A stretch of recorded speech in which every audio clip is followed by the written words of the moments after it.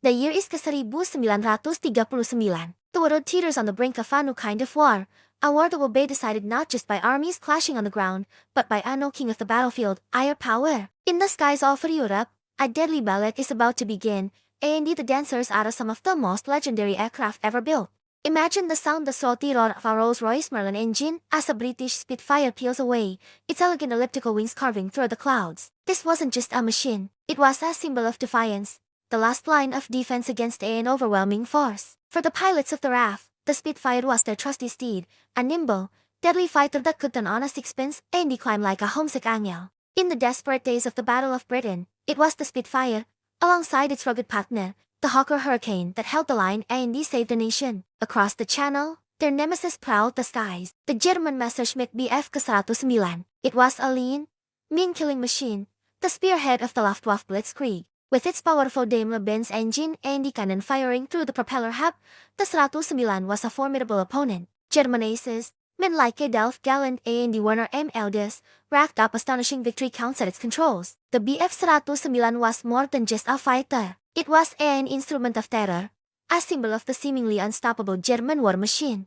For the first few years of the war, these two titans, the Spitfire and the Bf-109, were locked in a mortal struggle. Each side constantly refined and upgraded their designs, desperately seeking an edge. A few more miles per hour, a slightly better rate of climb, a heavier punch from its guns. These small advantages could mean the difference between life and death. The skies over England and the continent became a brutal testing ground, where the theories of air combat were written in tales and punctuated by the flash of cannon fire. But the war was a global conflict, and a new player was about to enter the game. Following the attack on Pearl Harbor, the industrial might of the United States was unleashed, and from this industrial furnace emerged an aircraft that would change everything.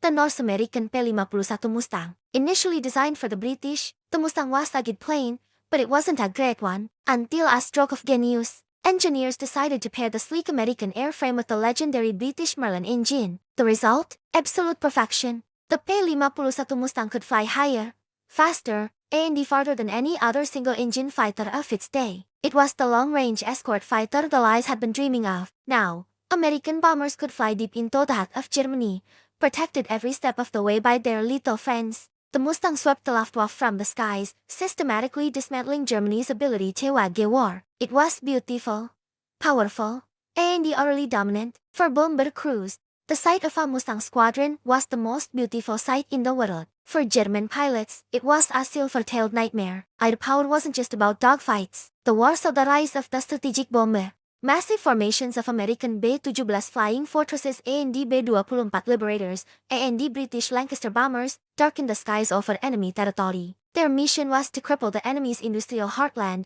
to destroy factories, rail lines, and oil refineries. It was a brutal, relentless campaign. The bomber crews were the unsung heroes of the air war, flying for hours in freezing, unpressurized cabins, braving flak and the enemy fighters. The phrase victory in the air meant survival on the ground was their stark reality. By breaking the enemy's ability to produce weapons, they were saving the lives of soldiers on the front lines. The bombing campaigns were a double-edged sword, shaping the grand strategy of the war. They forced Germany to divert precious resources, fighters, pilots, anti-aircraft guns away from the eastern and the western fronts to defend the homeland. This strategic decision had a profound impact on the ground war, weakening the German army's ability to fight. The war in the air and the war on the ground were inextricably linked. Control of the skies had become the ultimate key to victory. But just when it seemed the piston engine had reached its zenith, German engineers were working on a secret weapon, something that would rewrite the rules of aerial combat entirely. Imagine being an allied pilot in Lake ke-1944.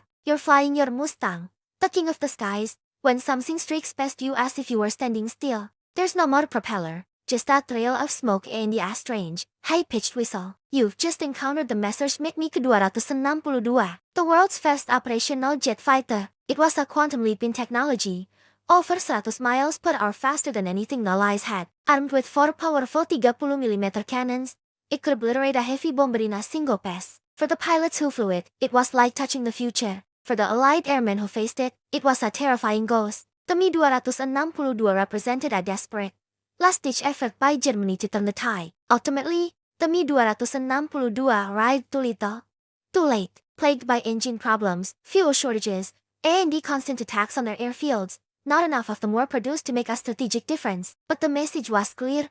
A new era had dawned. The roar of the piston engine was giving way to the scream of the jet. The lessons learned in the fiery skies of World War II, from the desperate defense of the Spitfire to the overwhelming power of the Mustang, had culminated in this revolutionary machine. The war ended, but the technological race it had sparked continued. The jet age had begun, forever changing the face of aviation and the warfare. The iconic aircraft of World War II, the Spitfire, the Mustang, the Messerschmitt, became legends, their stories etched into the annals of history. They were the ultimate expression of a bygone era, a time when pilots were knights of the modern age, dueling in the clouds for the fate of nations. Their legacy lives on, a powerful reminder of the courage, innovation, and the sacrifice that define the greatest air war in history. Thank you so much for watching. If you enjoyed this journey through aviation history, don't forget to hit that like button and subscribe for more stories from the skies. We'll see you in the next one.